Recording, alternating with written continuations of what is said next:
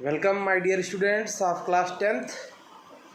Your topic is pair of linear equations in two variables. We were doing exercise 3.3 question number 3rd. NCERT exercise 3.3 का question number 3rd हम लोग कर रहे थे. उसका first part complete हो गया था. Remaining parts we will do in this video. ठीक है, तो हमेशा की तरह I request to you all कि please watch the video carefully, watch the full video and write everything, means prepare the notes. मैं देख रहा हूँ लगातार कि आप लोग रेगुलर वर्क नहीं कर रहे हैं. वीडियो आज अपलोड करो, आप उसको वॉच करते हैं 2 days आफ्टर 2 days या 4 घंटे बाद या ऐसे. तो प्लीज़ जो कहा जा रहा है उसको फॉलो करिए. जिस टाइम वीडियो अपलोड हो आप कोशिश करें कि उसी दिन उसका वर्क फिनिश कर दें. ठीक है, तो बिना कोई टाइम वेस्ट किए हुए सीधा शुरू करते हैं जहाँ पे हम थे. एक्सरसाइज 3.3 क्वेश्चन नंबर 3rd का फर्स्ट पार्ट हो गया था. सेकंड पार्ट देखते हैं.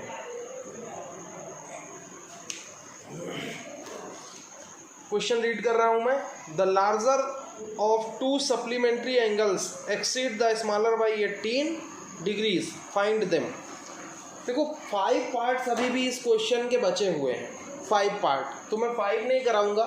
इक्वेशंस मैं आपको कंप्लीट करा दूंगा और आप सॉल्व कर लेंगे. उसमें से बचे हुए 2 या 3 पार्ट्स हम कर देंगे. कैसे देखें. क्वेश्चन सेकंड है, समझ लीजिए क्या है कि there are 2 supplementary angles. Supplementary angles का मीनिंग होता है ऐसे एंगल जिनका सम 180 डिग्री हो. और उसमें एक कंडीशन ये भी गिवन है कि एक लार्ज है एक स्मॉलर एंगल है. तो larger angle is 18 degree large than smaller. मतलब लेट कर लेंगे हम कि let one angle is x degree या larger angle is let larger angle is कितना x degree. Let smaller angle कितना smaller angle is equal to y degree. ठीक, दोनों सप्लीमेंट्री हैं तो सप्लीमेंट्री एंगल्स का सम कितना होता है 180. एक ये इक्वेशन बन गई. कंडीशन सेकंड लगाओ. अब ये फर्स्ट कंडीशन थी, अब कंडीशन सेकंड कंडीशन के अकॉर्डिंग लार्जर कौन है x. तो जो x डिग्री वाला एंगल है वो 18 ज़्यादा है. किससे? इससे. ज़्यादा कौन है ये. तो इक्वल कब होगा जब कम वाले में 18 ऐड कर दो. ये 18 ज़्यादा था तो इसमें 18 ऐड कर दिया. तो ये इक्वेशन बन गई x minus y is equal to 18. Equation 2. अब सब्स्टिट्यूशन मेथड आप पता है लास्ट वीडियो में मैंने डिस्कस किया था. आज भी अभी 1-2 क्वेश्चन उस पर करेंगे. तो ये दोनों फर्स्ट और सेकंड इक्वेशन बन गई. इन इक्वेशंस को सॉल्व कर दीजिए. x और y की वैल्यूज़ आ जाएंगी. जो x और y की वैल्यूज़ आएंगी वही सोल्यूशन होंगे. x वाली वैल्यू लार्जर एंगल हो जाएगी और y वाली स्मॉलर. अगर आंसर सही आएगा तो दोनों में 18 का डिफरेंस आएगा और दोनों का सम 180 डिग्री आएगा. ठीक है, इनको सॉल्व कर लेना.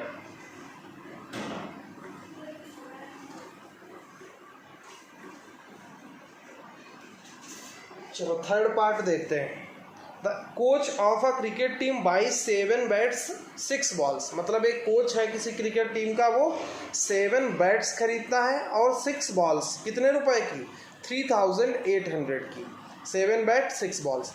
लेटर सी बाइज खरीदता नहीं खरीदती है बिकॉज सी लिखा हुआ है SHEC. Letter C buys 3 bats and 5 balls. बाद में वो 3 बैट्स और 5 बॉल्स खरीदती है. कितने रुपए की 1750. Find the cost of each bat and each ball. बहुत इजी है. देखो ऐसे करते हैं. थर्ड का थर्ड.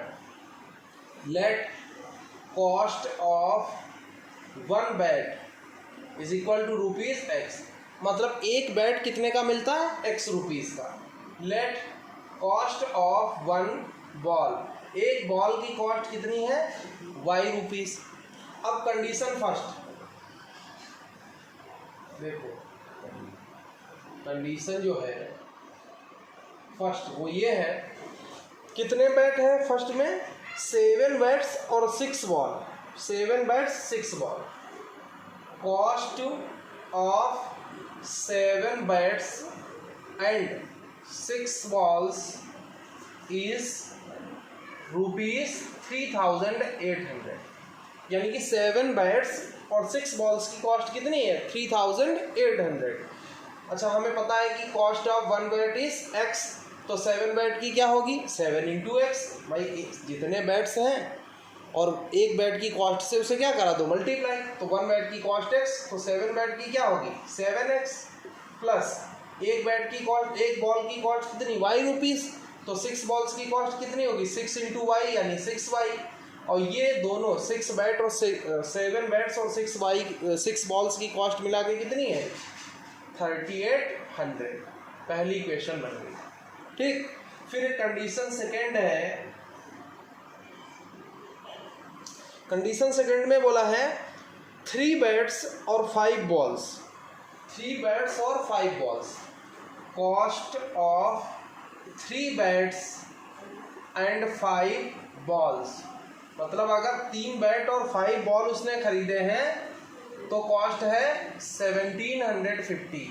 ये तो देखो 3 बैट्स की कॉस्ट का मतलब 3 इंटू एक्स यानी 3x, 5 बॉल्स की कॉस्ट का मतलब प्लस इसमें ऐड कर दो 5y, एक बॉल y की 5 ball 5 into y is equal to 1750। Equation, दोनों इक्वेशन हमारे पास आ गई, एक ये और एक ये।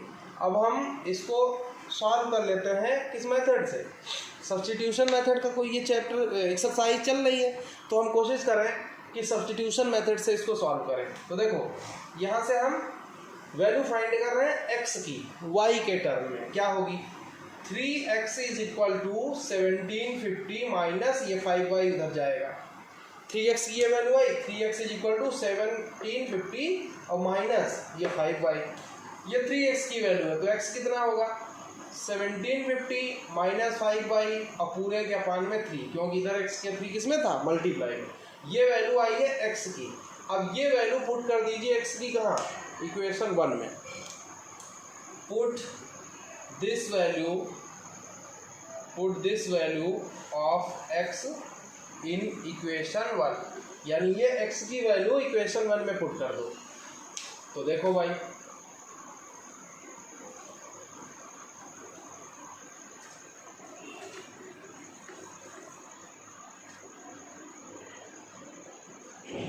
ये है इक्वेशन 1, 7x,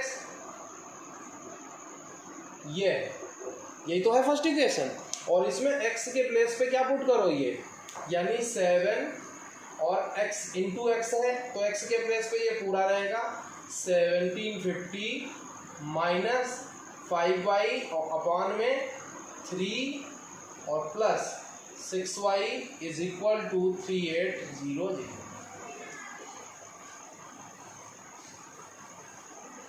अब इसको सॉल्व करिएगा, देखो 7 से इसकी मल्टीप्लाई करो, वैसे यहाँ पे हम क्या करते हैं अगर कोई ऐसी नंबर होती जो ये और ये डिवाइड होती कर देते, लेकिन 3 7 नहीं हो सकता तो क्या करेंगे 7 से इसकी मल्टीप्लाई करो,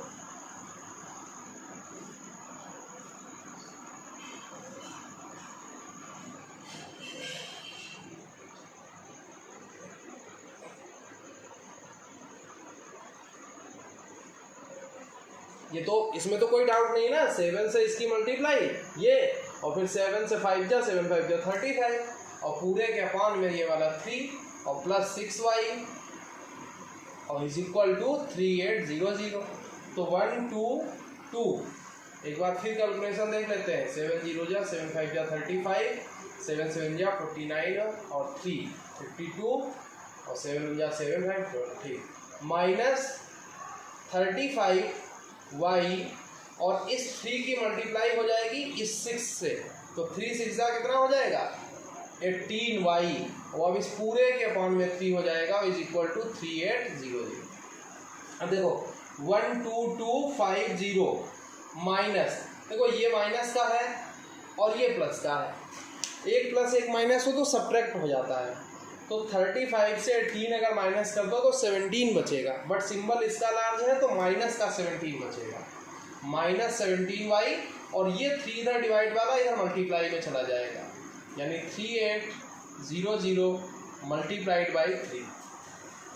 अब देखो कितना आएगा minus 17y is equal to 3 से अगर इसकी मल्टीप्लाई करो तो क्या आएगा 3 8 जा 24, 2 कैरी 3 2 जा 6 2 8, सॉरी 3 8 जा 24 और 3 3 जा 9 2 11, ठीक, और 2 0 ये 1 2 2 5 0 इधर प्लस में है, दूसरे साइड जाएगा माइनस का हो जाएगा 1 2 2 5 0, तो ये आया -17y इज इक्वल टू। अब इन दोनों में देखो ये नंबर लार्ज है, ये माइनस की ये प्लस की, एक प्लस एक माइनस है तो सब्ट्रैक्ट तो होगी ही, लेकिन सिंबल कौन रहेगा, लार्ज वाला, यानी इसमें से इसको माइनस करो तो देखो कैसे, 0 में से 0 गया 0 आएगा, 5 में से 0 गया 5 आएगा, 2 में से 4 नहीं सब्ट्रैक्ट होगा, कैरी कर लो, यहाँ हो जाएगा 12, 12 में से 4 8, फिर यहाँ क्या बचा 1, 1 में से 1 जाएगा 0, फिर इस वाले 1 में से 1 जाएगा 0, यानी 850 आया, लेकिन कैसा, माइनस था, दोनों साइड से माइनस माइनस कैंसिल हुआ, y is equal to 850 upon 17, तो 17 बन जा, 17 5 जा 85 और एक 0, तो y आ गया 50, ठीक। ये y की वैल्यू आप रख दीजिए, पीछे से आपने देखा था, ये आपने x की वैल्यू पुट कर ली थी, यही तो x की वैल्यू थी, कहीं पे हमने x इज इक्वल टू निकाला था तो ये आया था 750 माइनस 5y अपॉन 3, तभी तो x के प्लेस पे ये रखा था, since x is equal to था 1750 माइनस 5y अपॉन 3, ये पीछे लिखा है देखना सॉल्यूशन में, तो x is equal to y कितना निकाला 50, तो 1750 माइनस 5 इंटू 50 अपॉन 3, तो x is equal to 750 minus 50 का 5 जा कितना होता है 250 अपॉन 3, तो x इज इक्वल टू 1750 से 250 जाएगा 1500 अपॉन 3, तो 3 से कट करो इसे 500, x कितना आ गया 500, आपने ये x की वैल्यू आ गई, ये y की, तो सॉल्यूशन क्या हुआ, सॉल्यूशन का मतलब होता है x, y, यानी 500, 50। अब x आपने किसे लेट किया था, एक बैट की कॉस्ट को, और y किसे लेट किया था, 1 बॉल की कॉस्ट को, तो लिख देंगे therefore cost of 1 bat is equal to ₹500 and cost of 1 ball, एक बॉल की कॉस्ट कितनी 50 रुपीज़, ठीक है। तो आई होप कि इट इज़ क्लियर, अगर कहीं पे कोई डाउट लगे तो बैक कर लेना वीडियो को, ठीक है।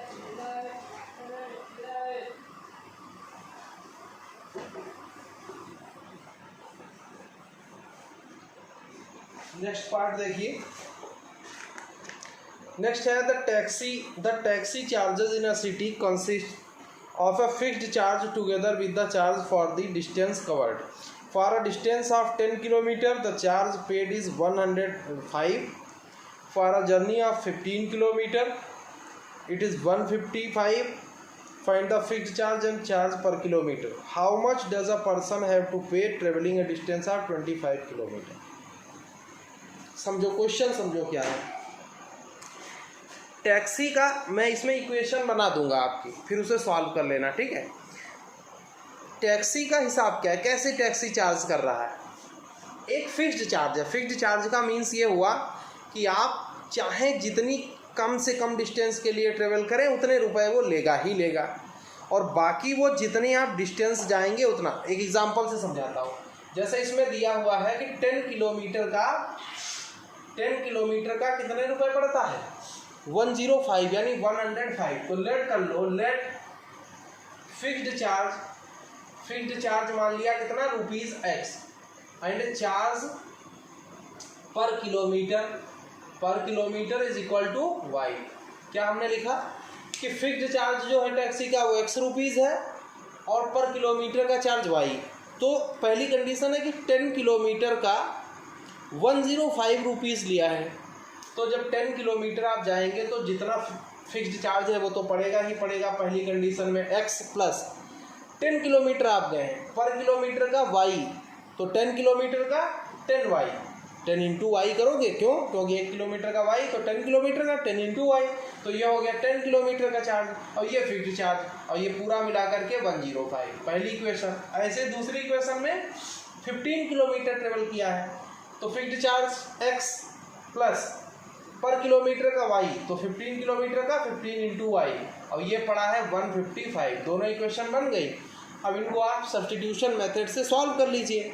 x और y की वैल्यूज आ जाएंगी। x जो आएगा that will be the fixed charge, y जो आएगा वो होगा पर किलोमीटर का चार्ज। तो एक तो ये सॉल्यूशन हो जाएगा, जो भी आएगा x, y वो ये फिक्स्ड चार्ज और ये पर किलोमीटर का चार्ज। उसके बाद क्या कह रहा, उसके बाद कह रहा कि 25 किलोमीटर ट्रेवल का चार्ज बताओ। तो 25 ट्रेवल का चार्ज ये होगा x फिक्स्ड चार्ज प्लस हर किलोमीटर का y है, तो 25 किलोमीटर का 25 इंटू वाई, इसको सॉल्व कर देना तो ये 25 किलोमीटर ट्रेवलिंग का चार्ज आ जाएगा। समझ गए? नेक्स्ट देखो,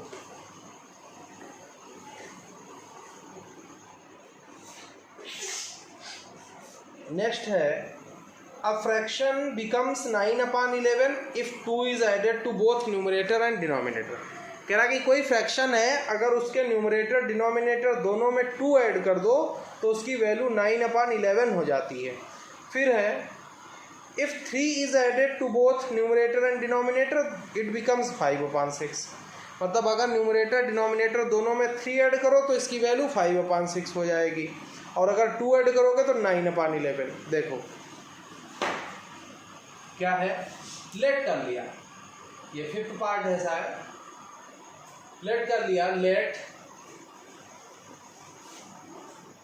हाँ fifth part, let fraction is, या न्यूमरेटर लेट करो, let numerator of fraction, let numerator of fraction is equal to x and denominator of fraction is equal to y। मैंने क्या लिखा, let numerator of the fraction x and denominator of fraction is y। अच्छा, numerator x है, denominator y है, therefore fraction क्या हो जाएगी, therefore fraction will be, fraction is equal to x upon y. Numerator upon denominator ही तो लिखते हो, तो x अपान वाई होगी। अब समझो condition first, condition first condition ये है क्वेश्चन में कि अगर न्यूमरेटर और डिनोमिनेटर दोनों में 2 ऐड करो तो फ्रैक्शन की वैल्यू हो जाती है 9/11। तो ये लिख लिया फ्रैक्शन, और दोनों में न्यूमरेटर में 2 और डिनोमिनेटर में 2, दोनों में 2 ऐड कर दिया। जब ऐसा करते हैं तो इसकी वैल्यू कितनी हो जाती है, 9/11। तो इक्वल कर दिया 9/11 को। ठीक है, पहले फ्रैक्शन लिखा x अपान वाई, फिर क्वेश्चन था कि दोनों में अगर 2 ऐड करो तो वैल्यू हो जाती है 9/11, तो इक्वल कर दिया।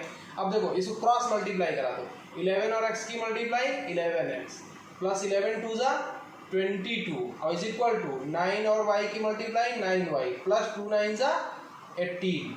अब 11x और 9y इधर ले आओ, 9y और इज इक्वल टू 18 माइनस 22। तो 11x minus 9y is equal to minus 22 से 18 जाएगा माइनस का 4, इक्वेशन 1। ठीक है, अब सेकेंड कंडीशन, कंडीशन सेकेंड क्या है, कंडीशन सेकेंड कंडीशन में ये कह रहा है कि if we will add 3 numerator and denominator both, मतलब न्यूमरेटर और डिनोमिनेटर में अगर आप 3 ऐड कर दें तो value of the fraction becomes 5/6, यानी कि x अपान वाई, x में 3 ऐड करो, y में 3 ऐड करो तो वैल्यू हो जाती है 5/6। भाई ये न्यूमरेटर ये डिनोमिनेटर दोनों में 3 ऐड कर दिया, ऐसा करने से वैल्यू हो जाती है 5/6, तो इक्वल कर दिया 5/6। Cross multiply 6 into x 6x plus 6 3 ज़ा 18 is equal to 5 into y 5y plus 5 3 ज़ा 15। तो ये हो जाएगा 6x minus 5y is equal to 15, ये 18 उधर गया तो 6x minus 5y is equal to minus 18 से प्लस का 15 जाएगा माइनस का 3, इक्वेशन। अब आप हम क्या करने जा रहे हैं, यहीं से सेकंड इक्वेशन से x की वैल्यू फाइंड कर लेंगे। ठीक है, और वो x की वैल्यू फिर हम फर्स्ट इक्वेशन में पुट कर देंगे। तो देखो यहाँ से x क्या होगा, 6x इज इक्वल टू -3 और ये -5y को उधर भेजोगे तो हो जाएगा +y। तो x कितना होगा, -3 + 5y और पूरे के अपान में ये वाला 6, ठीक। और ये वैल्यू पुट कर दीजिए x की कहाँ, इक्वेशन 1 में। Put this value of x in equation 1। अब इसको हम इक्वेशन 1 में पुट कर रहे हैं।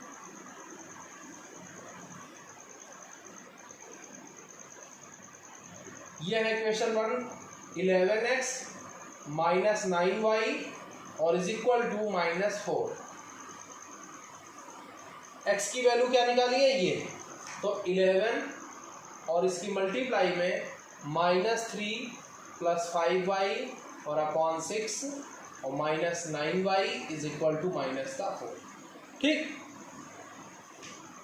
तो देखो 11 और -3 की ये मल्टीप्लाई में 11, इसलिए इसकी मल्टीप्लाई अंदर होगी। 11 और -3 की मल्टीप्लाई 11 3 जा 33 माइनस का 33 प्लस 11 5 जा 55y और पूरे में अपान में 6 माइनस का 9y इज इक्वल टू -4। अब -33 प्लस 55y और इस 9 की 6 से मल्टीप्लाई होगी, -6 9 जा 54 y और पूरे के अपान में ये वाला 6 इज इक्वल टू -4। तो ये देखो -33 माइनस ये प्लस का 55, ये माइनस का 54, प्लस 55 से -54 निकाल दो, प्लस का 1y बचेगा और ये 6 उधर मल्टीप्लाई में -4 के साथ 6 4 जा 24 माइनस, ठीक है। तो y is equal to minus का 24 और ये -33 इधर आप सेंड करेंगे तो +33 हो जाएगा। तो y इज इक्वल टू हो गया 33 से 24 माइनस का निकालो 9, ये आ गया y। और ये y की वैल्यू कहाँ पुट कर दो, ये x आया था आपका, x क्या था ये, तो लिखेंगे सिंस x इज इक्वल, चाहे आप यहाँ कह लो वैल्यू पुट करना एक ही बात है, चाहे आप कहो कि ये y की वैल्यू इक्वेशन 2 या इक्वेशन 1 में पुट करो एक ही बात है, चाहे कह लो यहाँ direct x is equal to -3 plus 5y upon 6। ये किसकी वैल्यू थी, x की, -3 प्लस 5y अपॉन 6। और ये जो y फाइंड करे ये y यहाँ पुट कर दीजिए। तो x is equal to -3 plus 5 और इंटू y के प्लेस पे कितना 9 अपॉन 6।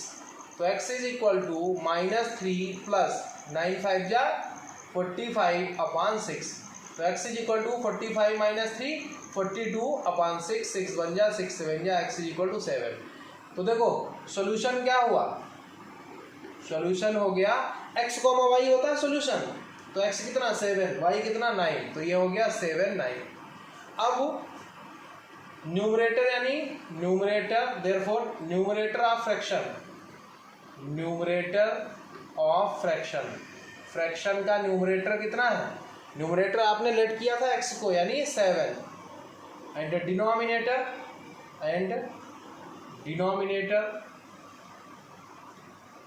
डिनोमिनेटर ऑफ फ्रैक्शन कितना 9 यानी y की वैल्यू। देयरफॉर रिक्वायर्ड फ्रैक्शन, जो हमें फ्रैक्शन फाइंड करनी थी वो क्या होगी, रिक्वायर्ड फ्रैक्शन हो जाएगी न्यूमरेटर अपॉन डिनोमिनेटर यानी 7 upon 9।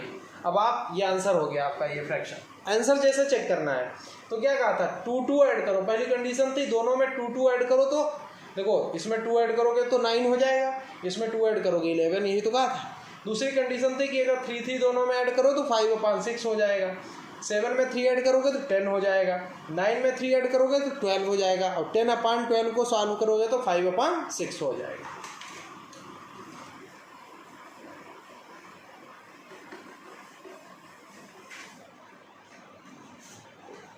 Next question is this, इस टाइप का एक क्वेश्चन लास्ट एक्सरसाइज में आ चुका है, बट वो हमने ग्राफिकल से सॉल्व किया था, यहाँ आपको सब्स्टिट्यूशन से करना है। इक्वेशन मैं बनाया दे रहा हूँ, सॉल्व आप कर लेंगे। क्वेश्चन इज दिस कि 5 years hence the age of Jacob will be 3 times that of his son. 5 years ago Jacob age was 7 times that of son. Find their present ages.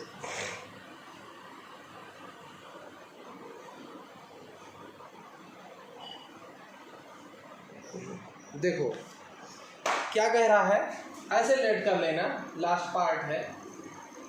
है 5 minute का सवाल है, मैं चाहूँ तो सॉल्व कर दूंगा, बट मैं चाहता हूँ कि आप भी एक एक दो क्वेश्चन साथ में सॉल्व करें। Let present age of Jacob x years, ठीक है, एंड किसकी son present age of son की प्रेजेंट एज मान लिया y ईयर्स। अब देखो पहली कंडीशन जो बनेगी वो क्या बनेगी, कहा कि 5 ईयर्स, हेंस 5 ईयर्स का मतलब आज से 5 साल बाद। तो आज जब x जिसकी एज है प्रेजेंट, वो 5 साल बाद कितना हो जाएगा, जैसे आप आज 10 ईयर्स के हैं तो 5 साल बाद 10 में 5 ऐड कर दो, तो ऐसे ही प्रेजेंट एज x है तो इसमें 5 ऐड कर दो, ये 5 ईयर्स बाद की एज हो गई। सन भी तो 5 ईयर्स बाद 5, उसकी भी तो इंक्रीज हो जाएगी। सन अभी y ईयर्स का है तो 5 ईयर्स के बाद y + 5। अब इन दोनों को हम इक्वल करेंगे। इक्वल किस लिए करना चाह रहे हैं, क्योंकि हमें इक्वेशन बनानी है।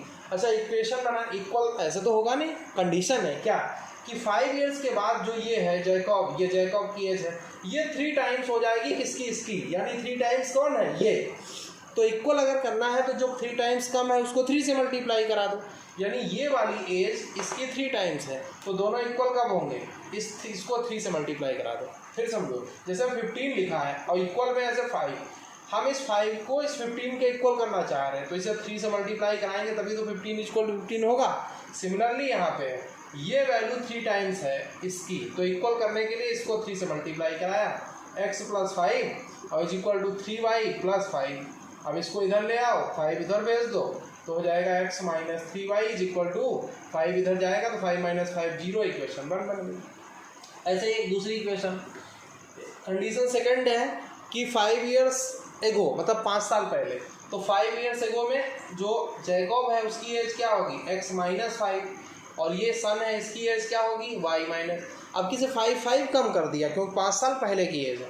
अब कंडीशन ये है कि 5 years ago Jacob was 7 times of the son, मतलब ये जो है इसका 7 टाइम्स है। 7 टाइम्स कौन है, ये। तो दोनों इक्वल हो जाए इसके लिए आपको सन की एज को 7 से मल्टीप्लाई कराना पड़ेगा, जो कम है उसी को तो मल्टीप्लाई कराओगे, ये हो गया। अब इसको सॉल्व कर लीजिए, सेकेंड इक्वेशन बन जाएगी। फिर उन दोनों इक्वेशन को सॉल्व कर लीजिए सब्स्टिट्यूशन मेथड से, x y आ जाएंगे। तो x जो आएगा that will be the percentage of Jacob, और y जो आएगा that will be the percentage of his son, ठीक है। तो आई होप कि everything will be clear. Please please please मैं आपसे बार बार एक ही रिक्वेस्ट करता हूँ कि वीडियो को पूरा देखिए, ध्यान से देखिए, और जो भी चीज़ें आपको समझ नहीं आए या जहाँ पे भी कन्फ्यूज़न लगे please contact me on my WhatsApp number आपको पता है, ग्रुप में भी है 9559145973 पे हमें बता दीजिए कॉल करके कि सर इस क्वेश्चन में या इस कॉन्सेप्ट में I am unable to understand it, so I will, अगर ऐसा आप बोलेंगे then I will try my best कि आपको फिर से एक बार बताया जाएगा। फिर से मैं कोशिश करूँगा कि कुछ अलग तरीके से बताऊँ, आपको समझ आ जाए। कुल मिलाकर my target is this, every student should be able to solve these questions, okay? तो आई होप कि आप सब ऐसा ही करेंगे। थैंक यू सो मच, मिलते हैं आपको नेक्स्ट वीडियो में।